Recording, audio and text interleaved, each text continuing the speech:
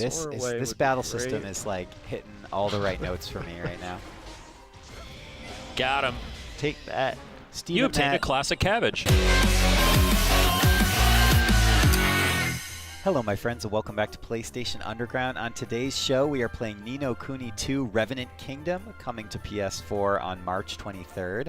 Justin and I are joined by Steven from Bandai Namco. Hello, sir. Hey, how's it going? It's good to have you on the program again. Welcome back. We're going to see a little bit of story from Ni no Kuni 2. We're in Gold Paw. Tell me a little bit about this town and where it is set in the storyline. So we're about a good 3-4 hours into the game. Evan has just recently, so I guess a little bit of backstory. Evan is a former king of Ding Dong Dell, and he was recently ousted by Mausinger, who was his former chancellor.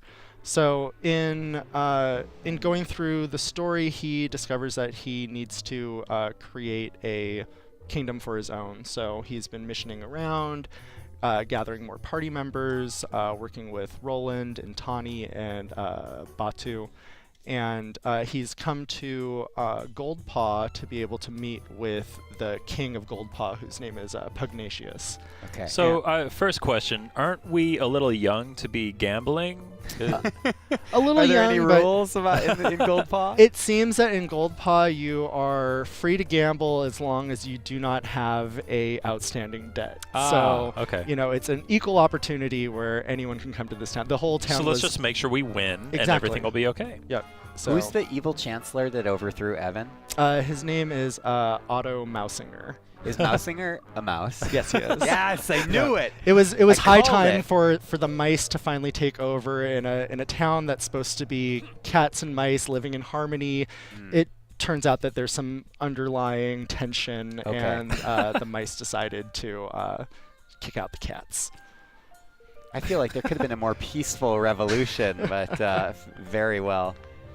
So Evan is gambling. Oh, also is Pugnacious? Is he a dog? Yes, he is. All right. I'm just glad that I'm really reading this well. Very well. Oh, all right. Betting, making some bets. So the whole reason why Evan is in Gold Paw to begin with is that he had just recently come from the forest of Niall, and he needs to find lumber to be able to build his kingdom. And Niall says, oh, you know, well, I lost my forest to Pugnacious in a gambling bet. So he decides, okay, well, let me get it back for you. And if I get it back for you, then you can give me, you know, all Some the of the lumber that lumber, I yeah. need. So they're jumping in here. He's trying to throw out some bets and decide, like, you know, I need to talk to Pugnacious. This game of 3 dice seems easy enough, but there's definitely something nefarious that's going on. Something fishy, perhaps? So yeah, we're not winning yet. No, we're not. Oh, okay. Wait. Can I tell him about Roland now, Steve? Oh, yeah, Can I yeah, have your for sure. permission? Oh. Justin, Roland, the taller adult character yeah. with the blue ponytail. Uh-huh. Guess who Roland is in our real world? Oh God. I don't know. Who's Former president of the United States is one of your characters in your party.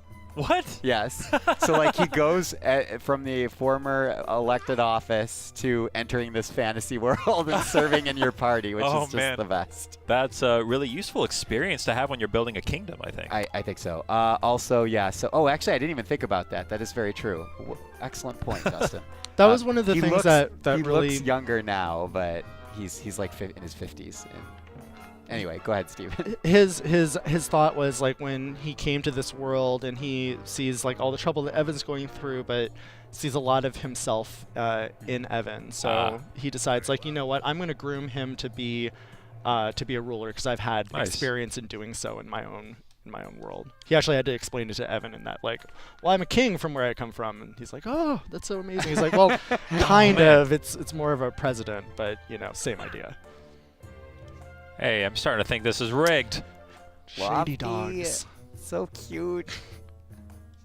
Don't give up. Yep. I'll do this. Just wants to keep betting. I have the same problem, you know. It's I'm like, doing so well. I'm just like, let it ride. See, now he's trying to saddle me down with an exponential debt. Oh my. So cute.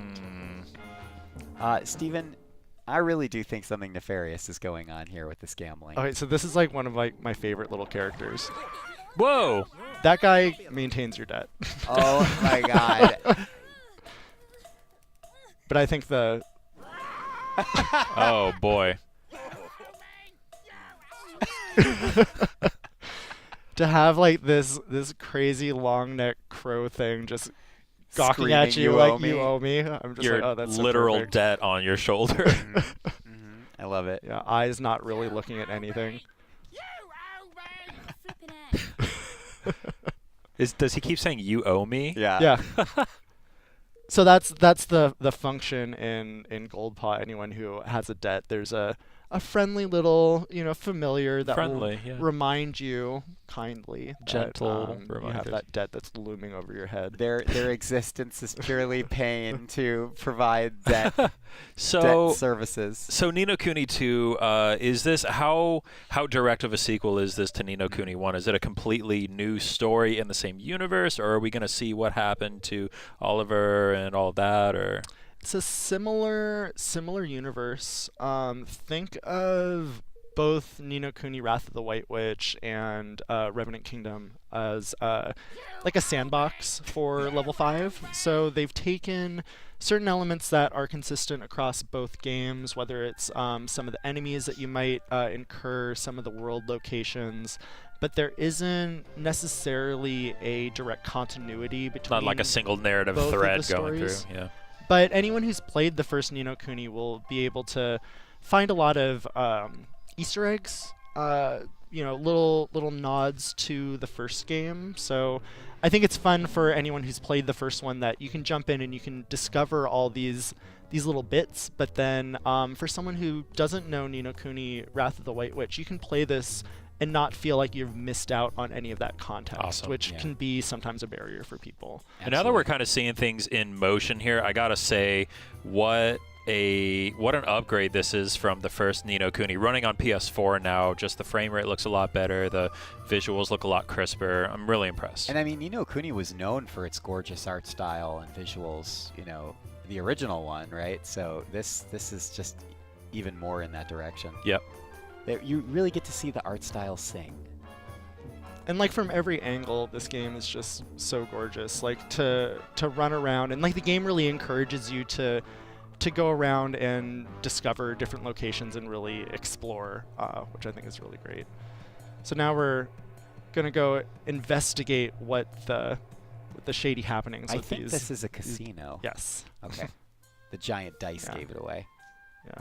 Evan's gonna be turned away not because he is a child, but because he has his little debt bird. Ugh. Dead bird. I feel like you could grab that thing and use it as a weapon. I mean, It looks Just like kinda swing it It has that around. neck like Yeah. one of those like comical like cartoon birds that you see like someone like strangling, just being like, you stupid bird. But it's just gonna scream "you owe me" back at you. Might be too annoying to use as a weapon. now it's going to be the ultimate weapon that you get at the end of the game.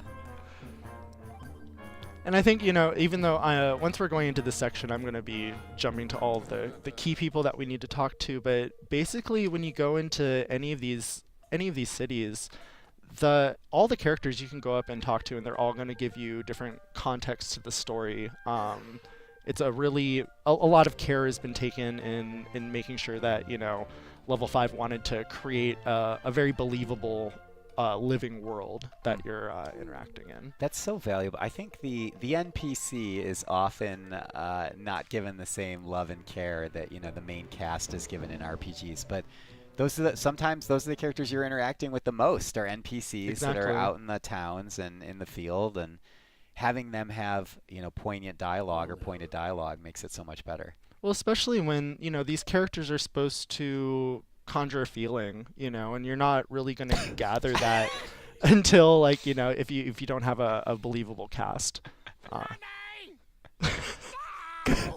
Do Bill. Money now.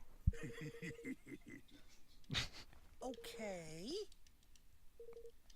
I love how is it Batu? Is that the larger character's name? Yeah, so Batu, he's the head of the Sky Pirates, and that's Tani's father.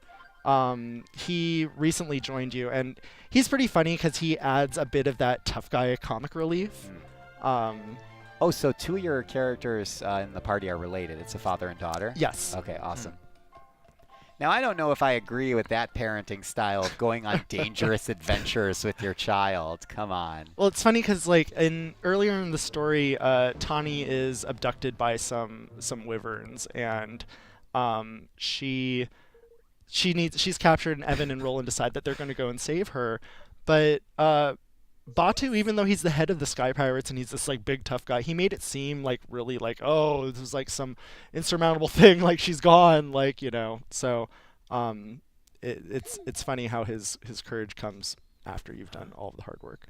I love how the character in here was named Lady Pekingese. More dog jokes. Oh, yes. No, when you get into like the story and like the way that they've done all of the different accents too for the different characters, I find it pretty impressive. People are really fond of how Mr. Drippy's accent, I think it was like a Cockney accent? Like a weird like Scottish thing or something, yeah. Cheeky beggars. So you were mentioning that the cutscenes in this game are all done in engine now. Yes. That's interesting. No, being able to, you know, the level 5 has said to me over the course of like the 2 years or 3 years that I've been working on this project. Oh, wow. Steven, you have so much time on this project already. They've been overjoyed with just the fact that they're able to do this on PlayStation 4 and the fact that, you know, it's powerful enough for them to be able to do everything in game and still have it be of a high cinematic quality and caliber. So thanks, you guys. Yeah, yeah. I mean, we're at the stage where the graphics do kind of have that cinematic feel to them already. So, yeah, it looks awesome. So, just about at the end of this little thing, I'm gonna jump back up, and we're gonna see how they've figured out that tricky dice situation. So, Steven, I must see justice done. There will be justice. Can't let this go. There will be justice, but in a way that only Ni no Kuni could serve you justice. We're gonna win $1 billion. Shove it in that mean dog gambler's face. Rub his nose in it. Grab the newspaper. You know. Oh. That's just You've rude. been a bad dog. And Evan is part cat? Yes. Okay. Ah. He's half and half. Interesting. He has excellent hearing, I bet. You owe me! You owe me! Very well. Goodness gracious, going at it again. He's not going to lose this time. I got this I'll time. be counting on you. Let's go, Lofty. Lofty just. So, Alright. which will it be? Red. Time to put our little plan into action. Let us begin.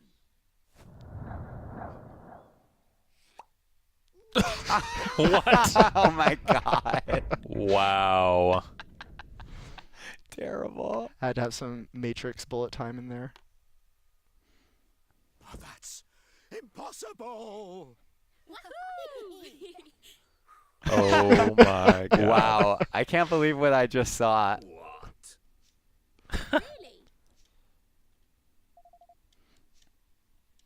Really? Just a little booger bullet. Hmm? Yeah, save everyone.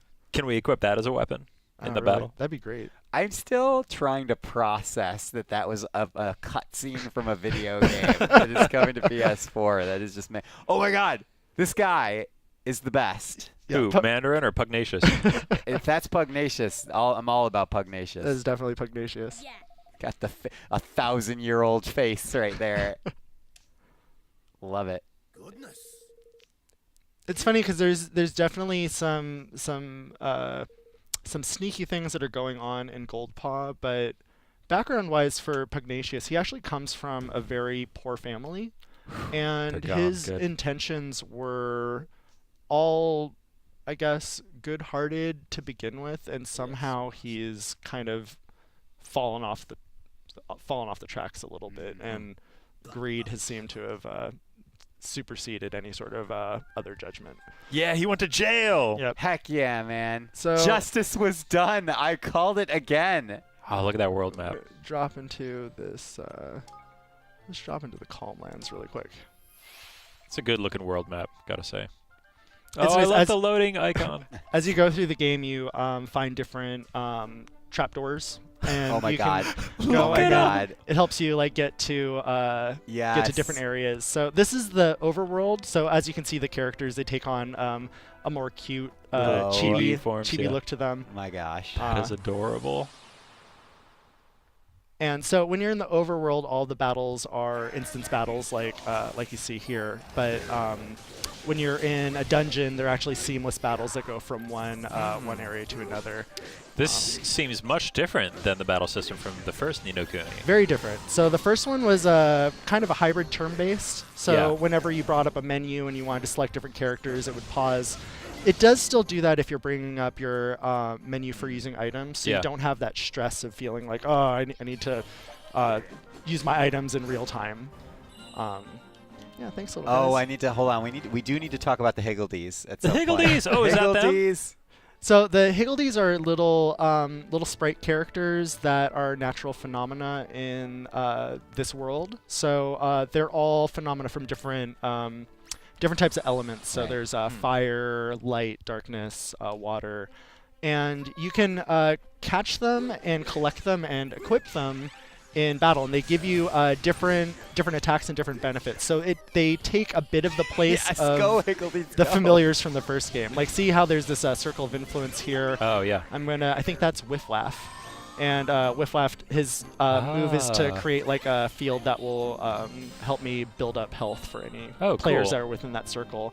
And you can discover new Higgledies throughout the game. There's these little, they're kind of like shrines, and the shrines are asking you for different items that you pick up throughout the game. And if you give them the right items, then a specific Higgledy will pop up. And they're all unique. They have their own names. They have their own little accessories. Wow. But I think the most important thing is that they have 4 different moves. There's 2 benefits that are passive, and then they have 1 active move that comes up when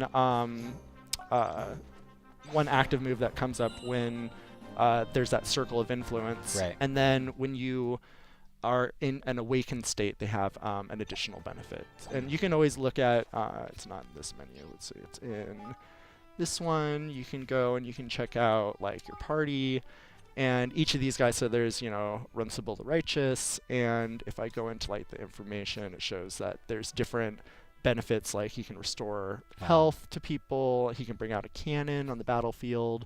But you each know. one has a certain cost assigned to it, which goes into that meter at the top right. I see. Exactly.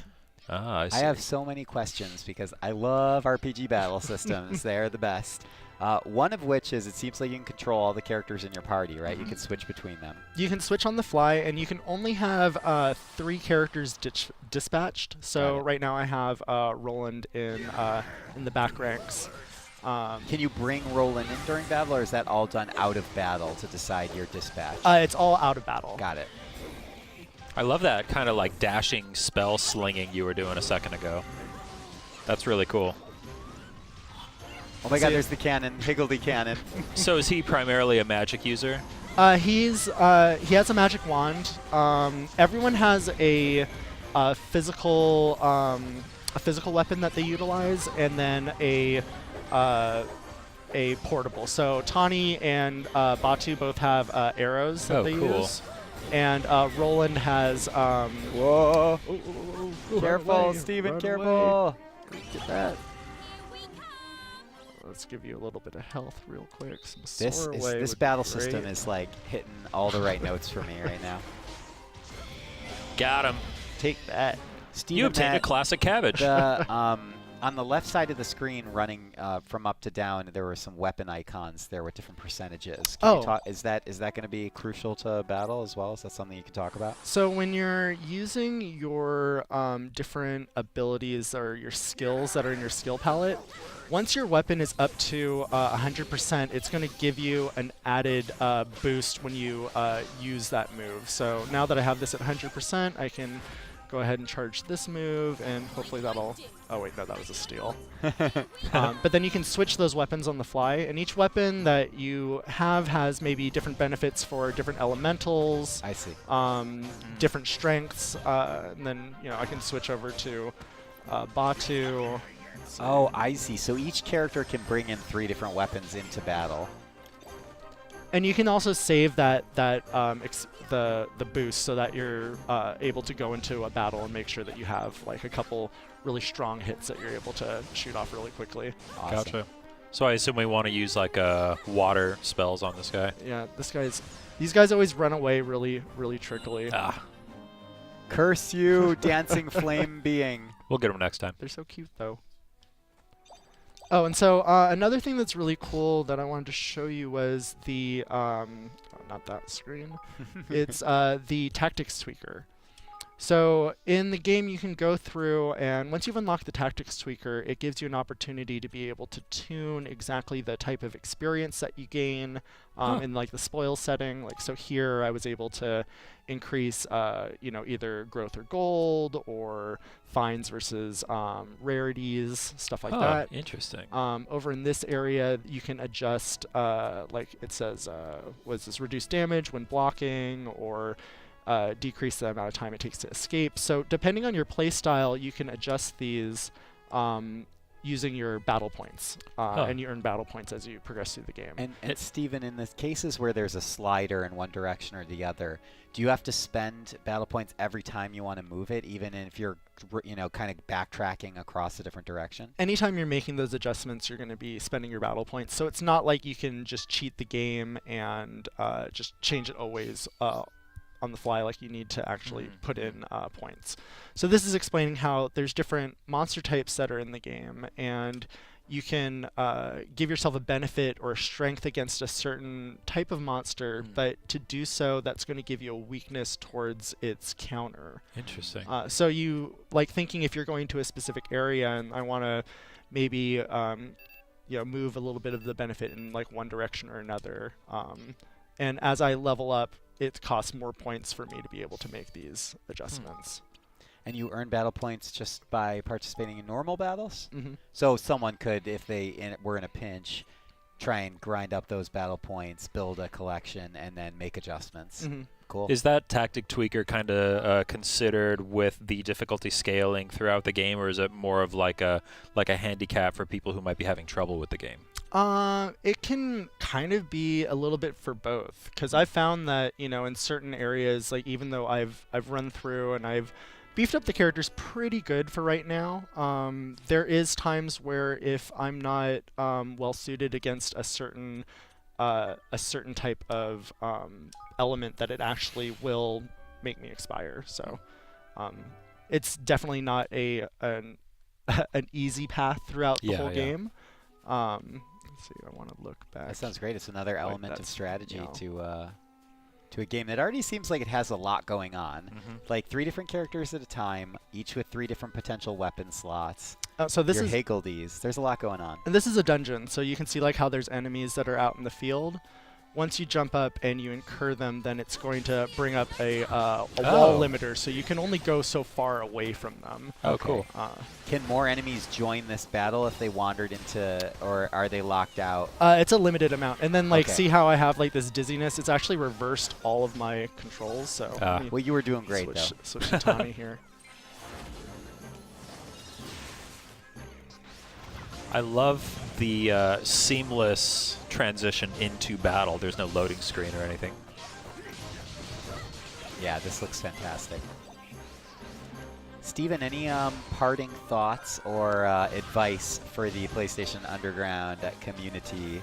I would say, if you are a fan of Ni no Kuni 1, think of all the different pieces that you loved about that game, even if at first glance it seems like Ni no Kuni 2 doesn't have that, you just have to trust that it's been re-envisioned in a different way, and the team has just gone lengths to make sure that anything that they thought was maybe unrefined in the first game, that they really focused on that a lot in this one. So the progression through the story and pacing, the flexibility of the new gameplay action system, and just being able to continue a story-focused experience that is ageless and timeless. Stephen, I really appreciate you being on the program today. Thank you you so for much. having me. Justin, thank you for joining me. Thank as you. always. I'm excited for this. Ladies and gentlemen, join the club because I am too. Ni no Kuni 2 is coming to PS4 on March 23rd. This has been PlayStation Underground. We will see you next time.